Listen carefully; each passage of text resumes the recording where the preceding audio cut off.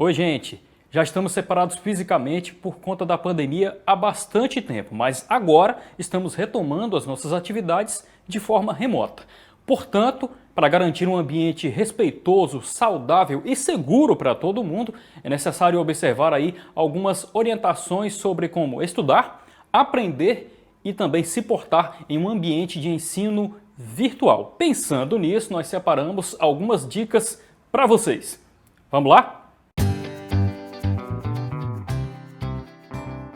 Antes de tudo, lembre-se de que sala de aula virtual é uma extensão da sala de aula presencial e, portanto, o Regulamento da Organização Didática, o ROD, ainda é o documento que rege a sua dinâmica, ou seja, você e seus colegas continuam tendo direitos e deveres a exercer.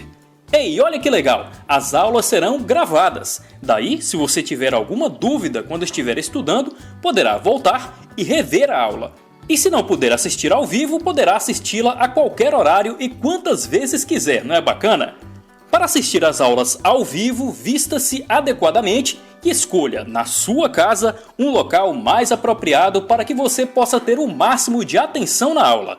E se você tiver aquele cantinho para chamar de seu, corre para lá. Com certeza você conseguirá melhorar a sua concentração na atividade.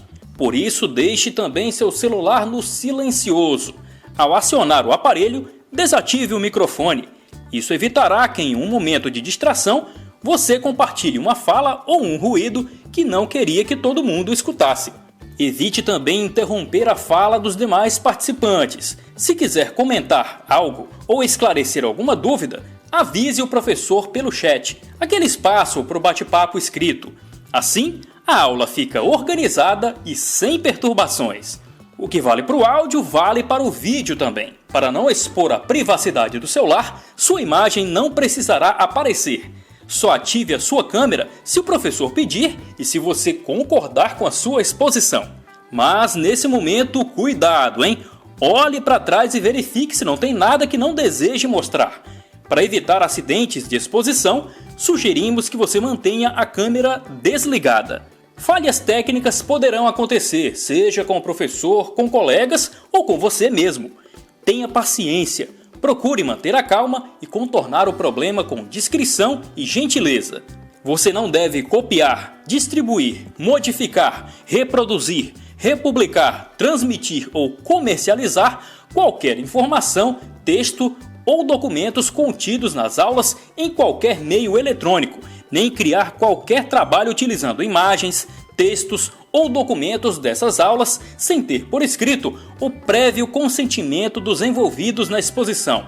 Lembre-se de que não é correto compartilhar o que não é seu, e essa atitude inclusive é considerada crime. E aí, pessoal, entenderam tudo direitinho? Se ficou alguma dúvida, basta voltar o vídeo e assistir de novo com calma. Se você continuar na nossa sala de aula virtual, é porque concorda e vai seguir todas essas orientações que a gente acabou de passar para vocês. O IFCE, apesar desse distanciamento social todo, segue realizando muitas ações. Para conferir todas as notícias do nosso instituto, basta acessar o nosso portal ifce.edu.br e também as nossas redes sociais. Esses são os canais oficiais para você ficar por dentro das novidades do IFCE e também matar as saudades do nosso instituto.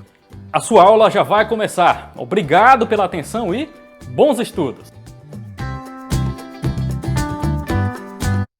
Olá pessoal, vamos dar continuidade ao conteúdo de Eletricidade e Magnetismo 1, falando agora um pouquinho a respeito de fluxo magnético.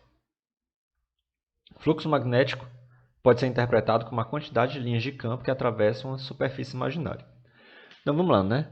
Pela figura ao lado, a gente vai ver que eu tenho uma determinada carga, que aqui por sinal é uma carga positiva, e a gente viu nos nossos encontros anteriores que quando você está considerando uma carga positiva, essa carga ela vai ter linhas de campo saindo de dentro dela. E aí, se a carga for positiva, as linhas de campo elas vão sair radialmente para fora, se for uma carga pontiforme, e se for negativa, vai estar radialmente na direção da carga. Então a gente vai definir uma superfície imaginária, nesse caso aqui é um retângulo, mas você pode definir a sua superfície imaginária da forma com que você achar mais interessante. Contanto é que essa superfície ela vai ser simplesmente imaginária. É como se você estivesse delimitando um espaço, uma região no espaço, mas que de fato não houvesse barreiras para as linhas de campo. E aí o fluxo magnético ele pode ser definido em termos matemáticos como sendo, basicamente, o módulo do campo elétrico vezes o módulo da área vezes o cosseno do ângulo entre o campo elétrico, que o campo elétrico faz perpendicularmente com a sua superfície. Como assim? Então vamos lá, né? A gente vai imaginar aqui, isso daqui a gente consegue visualizar melhor quando a gente vai trabalhar em termos vetoriais. A gente vai ver que essa equação, campo vezes área vezes cosseno do ângulo, isso daí está relacionado, pessoal, a um produto escalar, que é o que vocês viram, por exemplo, na disciplina de Física Geral 1. Então a gente pode reescrever essa equação como sendo o fluxo elétrico igual ao campo elétrico, né, agora tratado de forma vetorial, vezes o módulo da área, escalar o módulo da área, vezes o vetor normal. O que é esse vetor normal? O vetor normal vai ser um vetor que vai ser perpendicular à sua superfície. Aqui a gente tem aqui na figura ao lado, essa daqui a gente vai ter como se fosse um plano inclinado.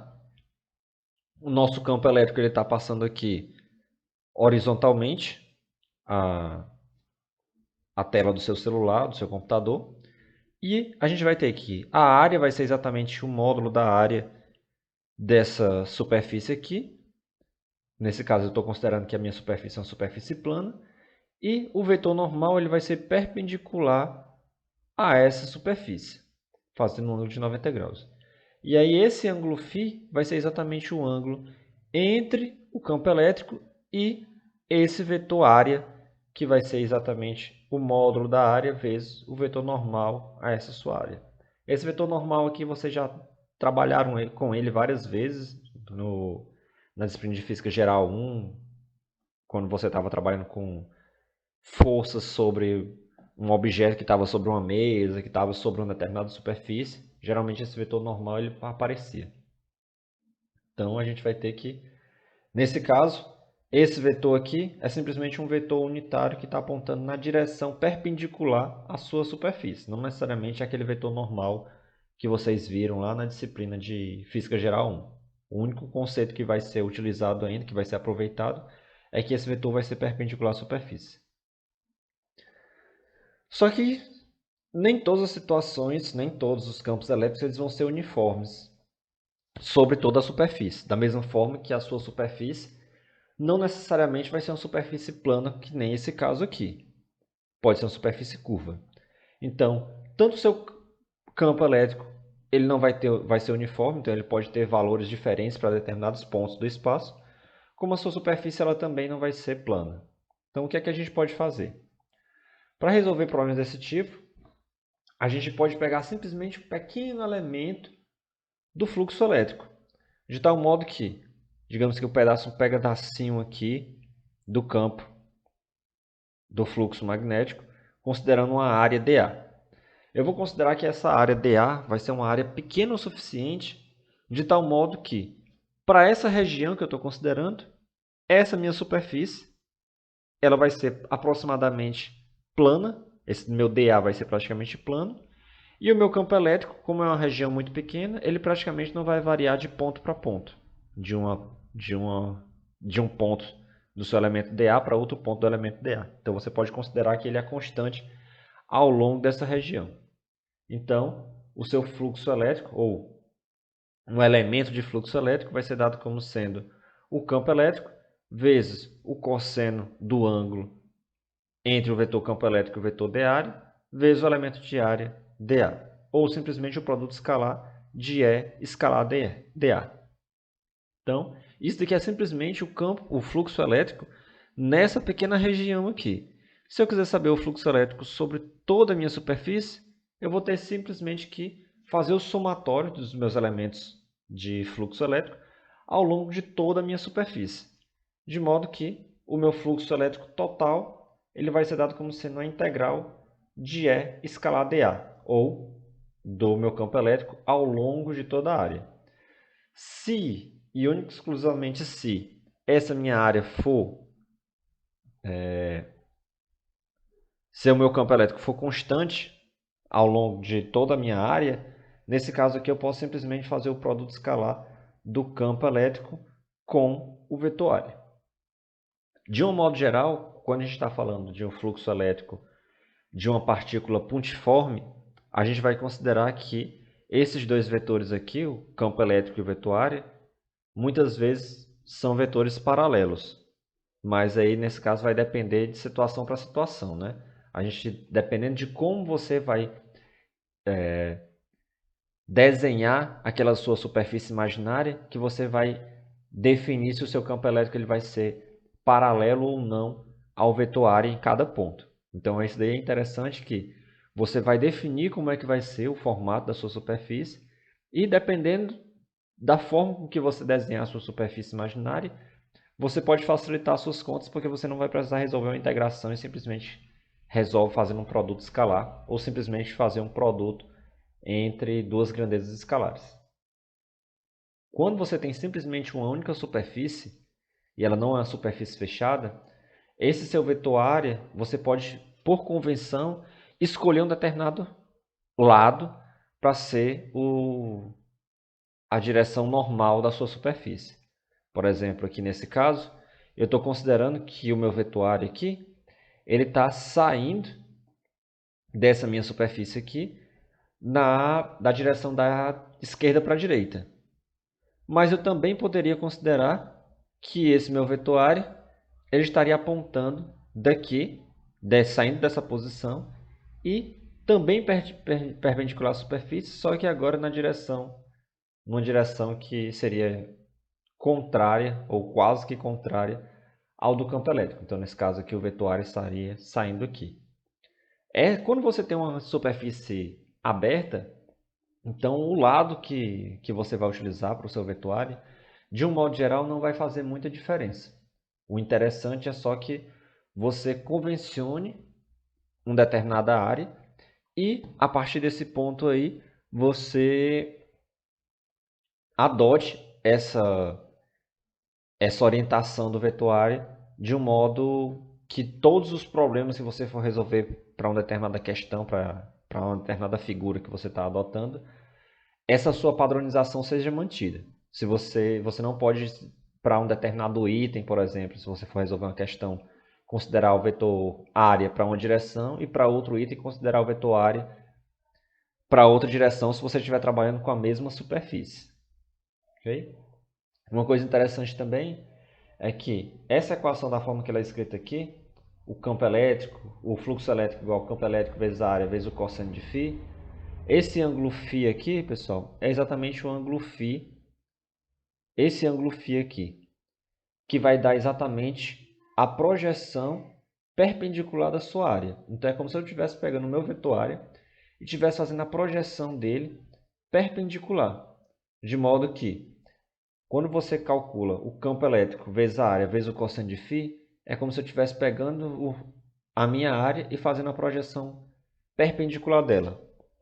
Se você fosse imaginar essas linhas de campo como se fossem os raios solares, é como se você estivesse pegando um telhado inclinado aqui, e na hora que o sol estivesse batendo nesse telhado, se fosse, por exemplo, meio-dia, você ia ter que essa daqui seria de fato a sua área perpendicular aos seus raios solares, que seria, por exemplo, o tamanho da sua sombra.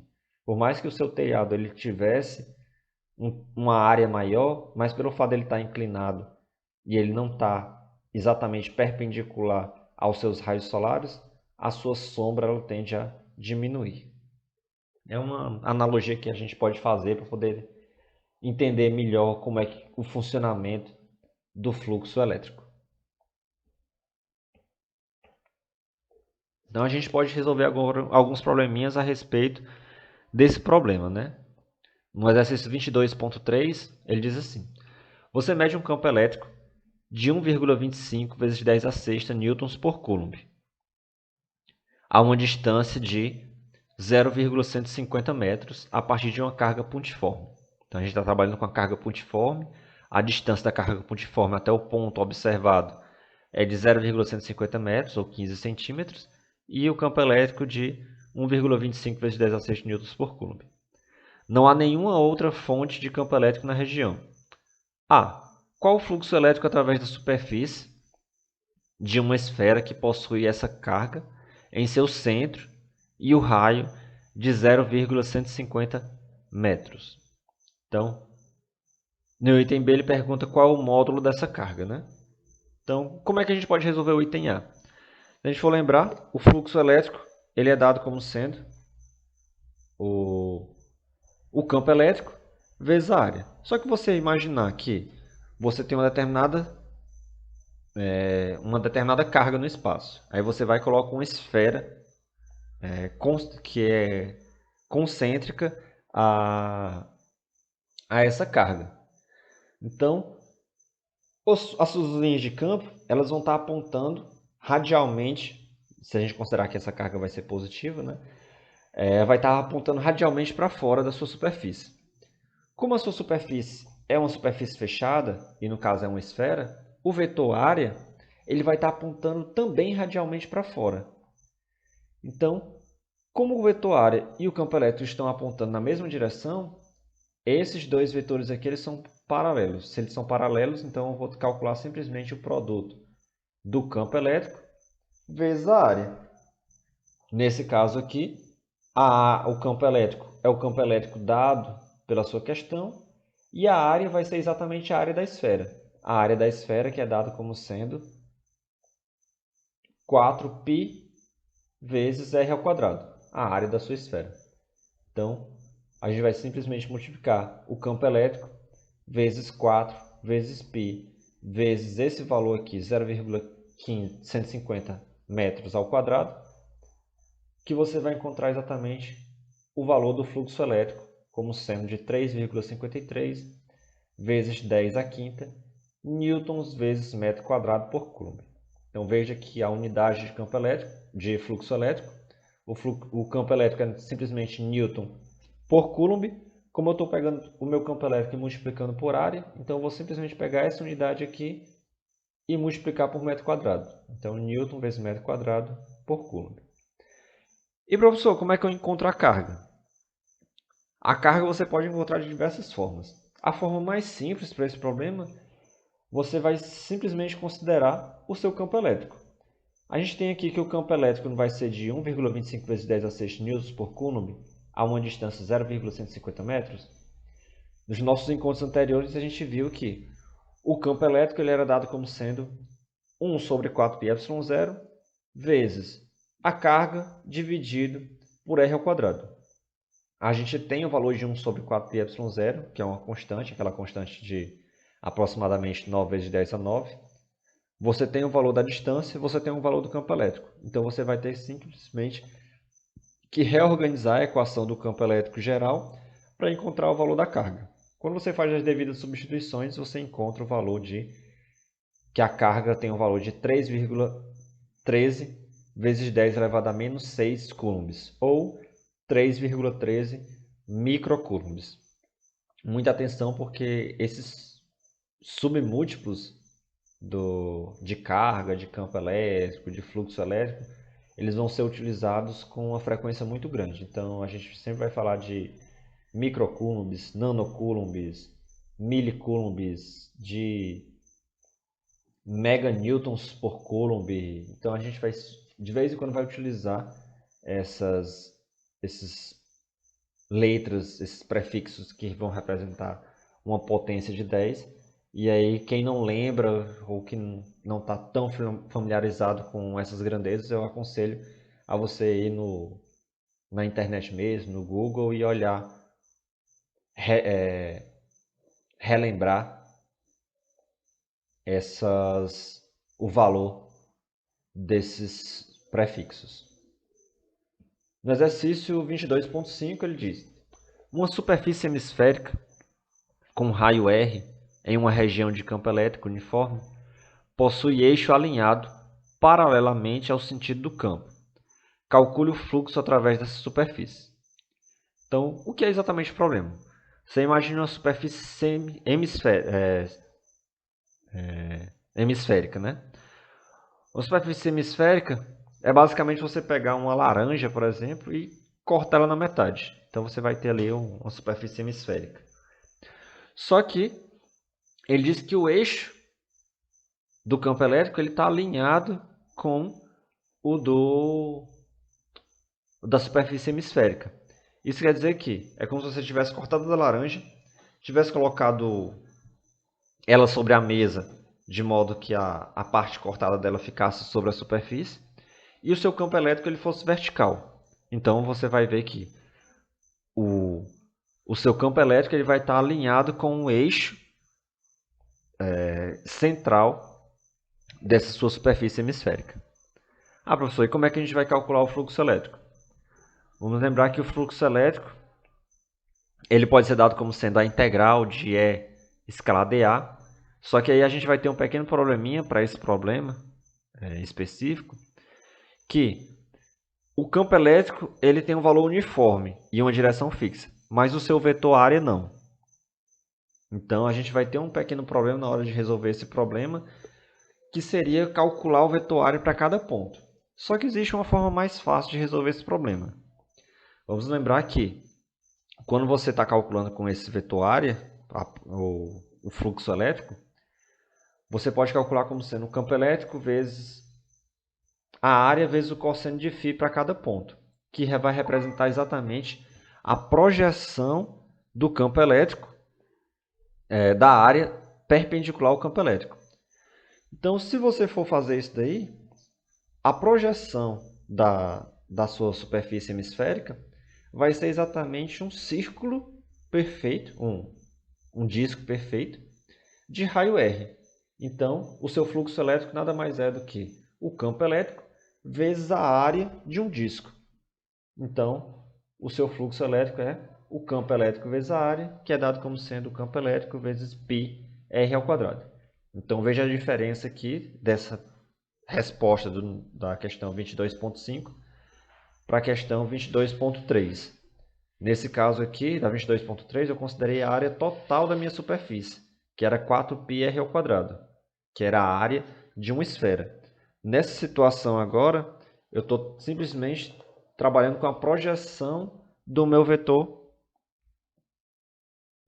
das minhas áreas sobre uma determinada região perpendicular ao vetor campo elétrico. Então, nesse caso aqui, eu vou trabalhar simplesmente com a projeção do campo elétrico. Desculpe, vou trabalhar simplesmente com a projeção da área perpendicular ao campo elétrico. No exercício 22.6, a gente vê que um cubo na figura ao lado, com arestas L igual a 10 cm ou 0,10 metros.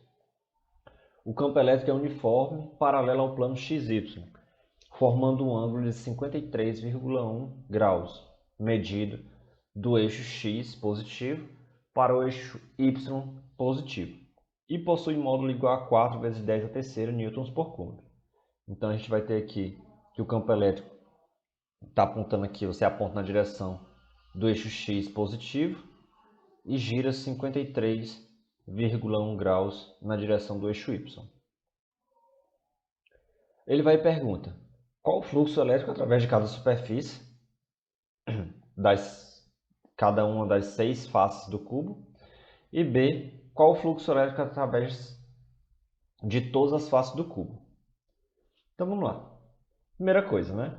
A gente já pode calcular aqui, ou já ter uma ideia de qual seria a resposta do item B.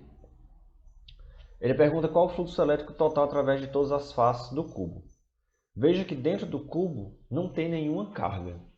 Se dentro do cubo não tem nenhuma carga, esse campo elétrico é um campo elétrico externo, tanto é externo que ele é um valor constante, a gente vai ver que as linhas de campo, todas as linhas de campo que elas entrarem em determinada região do seu cubo, elas vão estar saindo em outra região. Então não tem excessos de linhas de campo entrando ou saindo do seu cubo. Todas as linhas de campo que estão entrando estão saindo.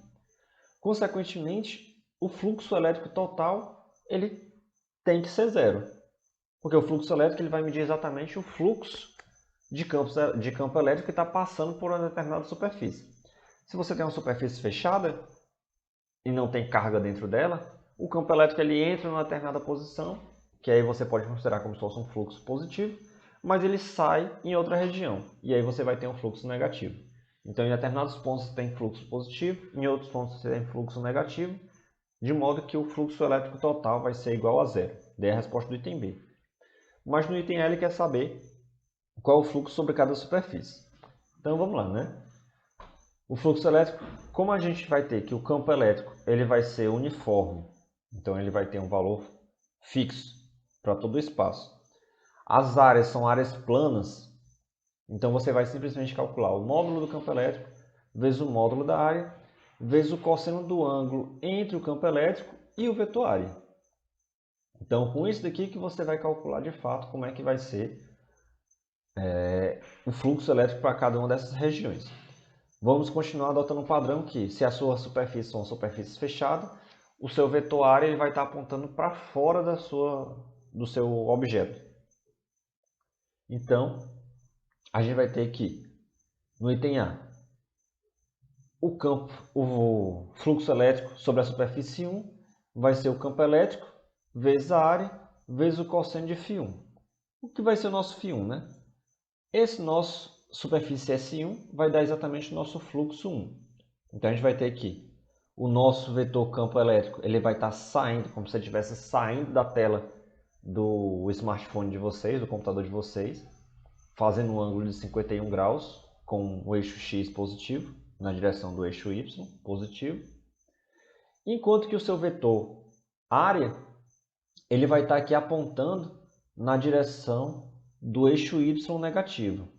Então, o ângulo entre o vetor área e o vetor campo elétrico vai ser um ângulo de 90 graus mais 53,1, que vai dar um ângulo de 143,1 graus.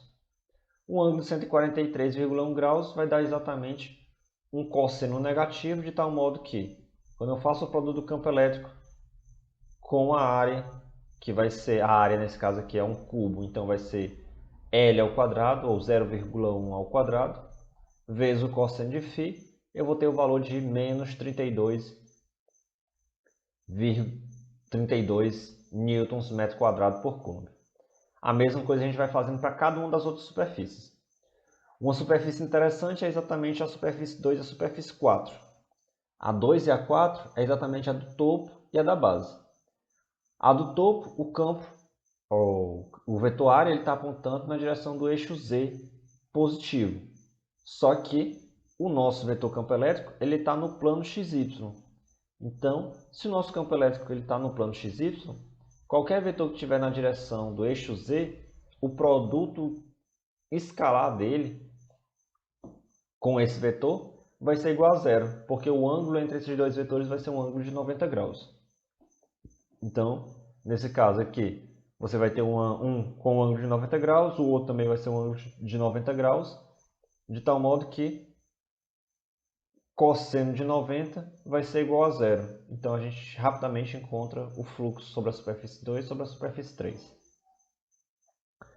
Sobre a superfície 2 e a 4. Desculpa. Sobre a superfície 3, a gente vai ter um ângulo de... O vetor área agora vai estar apontando na direção do eixo Y positivo. O ângulo entre esses dois vetores, o vetor campo elétrico e o vetor área, vai ser dado como sendo 90 graus menos 53,1, que depois de fazer as devidas substituições a gente vai encontrar um valor positivo de 32 newtons metro quadrado por cômodo.